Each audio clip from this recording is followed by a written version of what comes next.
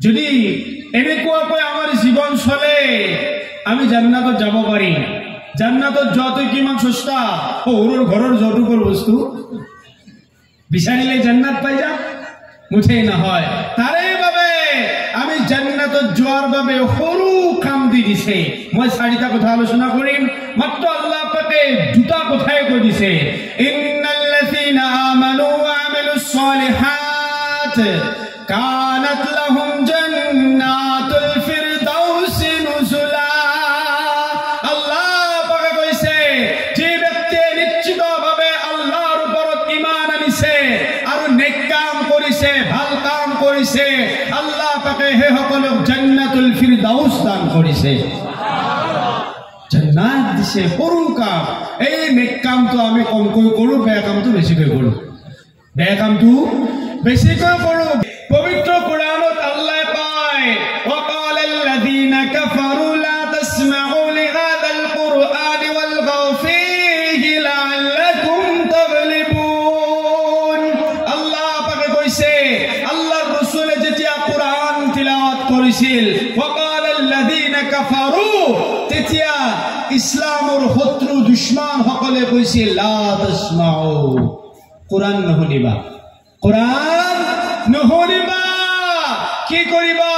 কিছুমান ডেকা মানুহক আবু জেহেলে পঠিয়াই দিছিল, যেতিয়া নবী মুহাম্মদ সাল্লাল্লাহু আলাইহি ওয়াসাল্লামে কোৰআন তিলাওয়াত কৰিব, তেতিয়া তোমালোকে কি কৰিবা? ওয়ালগাও, কুছ লাগवी बातचीत में मशगूल रह जाना, তোমালোকে অনৰ্থক কথা পাতি থাকিবা, লাআল্লাকুম তাগলিবুন, যাতে কোৰআনৰ কথাবোৰ পৌঁছিব নোৱাৰে, কোৰআনেৰ কথা যাতে যাব নোৱাৰে।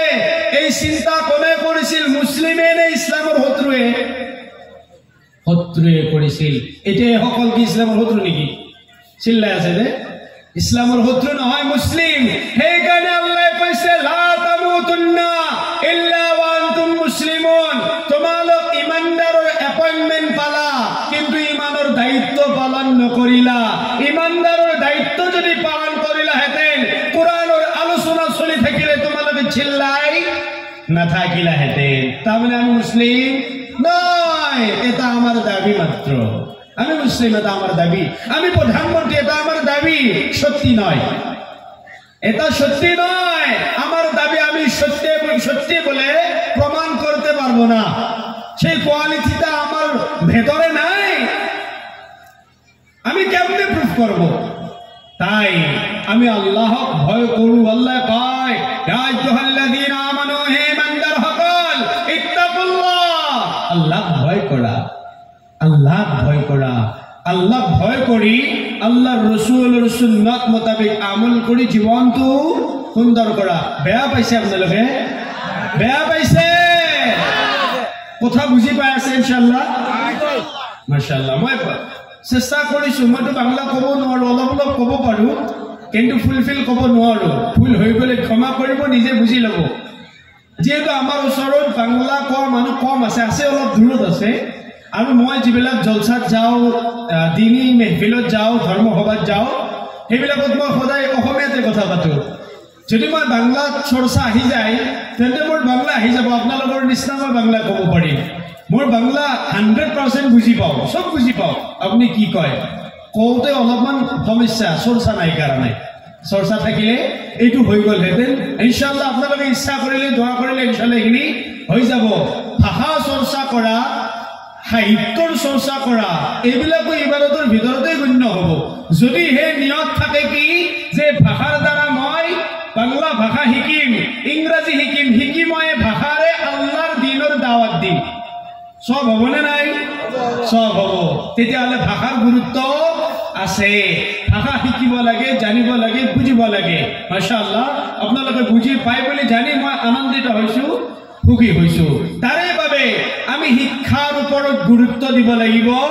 আৰু দ্বিতীয়তে আমি আল্লাহ যিবোৰ বেয়া পায়, এইবোৰ বেয়াৰ পোৱা কামবিলাকৰ পৰা আঁতৰি আহি আল্লাহ ভাল পোৱাবোৰ কৰিব লাগিব। আজি মানুহ মছজিদত কম আহে, তাৰে বাবে আমাৰ মানুহ সবচে বেছি জেলত আছে। মছজিদ খালি জেল ভুল, মছজিদ খালি হস্পিটাল ভুল। আল্লাহ ইচ্ছা কৰিছে আমাৰ বেয়া কাম, তাৰে বাবে আমাৰ আপদ বিপদ।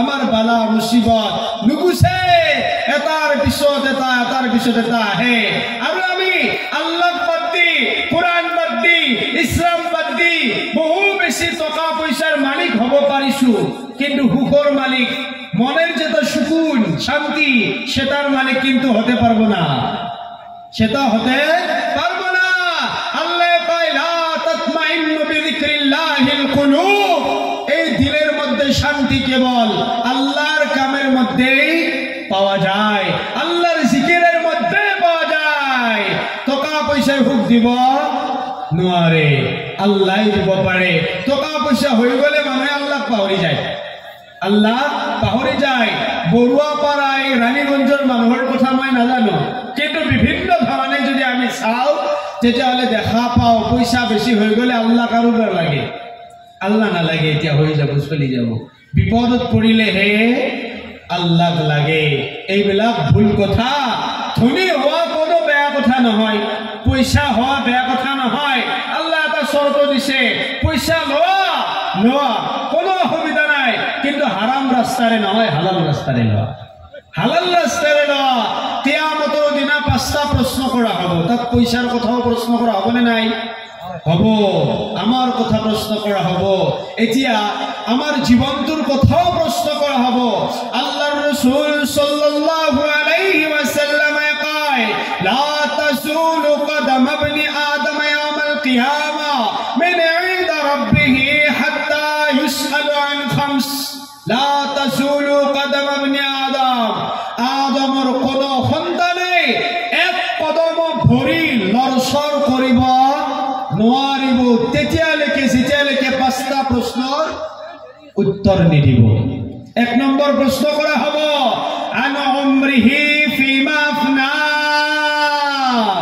আমি তোমাকে একটা জীবন দিয়েছিলাম বলো উত্তর দাও সেই জীবনটা কোন কাজে ব্যয় করলা কোথায় নষ্ট করে ফেলালা কোথায় করে ফেলালা কোয়া উত্তর দিয়া আমি যদি কও গরু ব্যাপার করিলো ধানের ক্ষেত করিলো সংসার করিলো লড়া ছোৱালী জন্ম দিলো জীবন শেষ করে দিল আল্লাহ মানি লব না হিসাব দিব লাগিব তার পিছত প্রশ্ন ওয়ান শাবাবিহি ফিমা বিলা আমি তোমাদেরকে একটা যৌবন দিয়েছিলাম যৌবন কাল পে সে যৌবনটা কোন কাজে ব্যয় করলা নষ্ট করে ফেলালা বলো উত্তর দাও চুপ হয়েছে কেন উত্তর দাও আল্লাহ বলবেন উত্তর দাও যৌবন আজির ডেকা সকলে যুবক সকলে আল্লাহ পাহৰি গৈছে বেয়া কামত ফাঁসি গৈছে 31 ডিসেম্বর রাতি আহিছে আল্লাহর ইবাদত করে 31 ডিসেম্বর রাতি ডিজে বজায় আল্লাহর ইবাদত করে না শয়তানৰ কৰে শয়তানৰ বড়ুয়া পাড়াতো আছে নাকি আছে বেয়া কথা এইবোৰ যদি হয় আমি ৰহমত পাম না আমাৰ উপৰে তো গজবে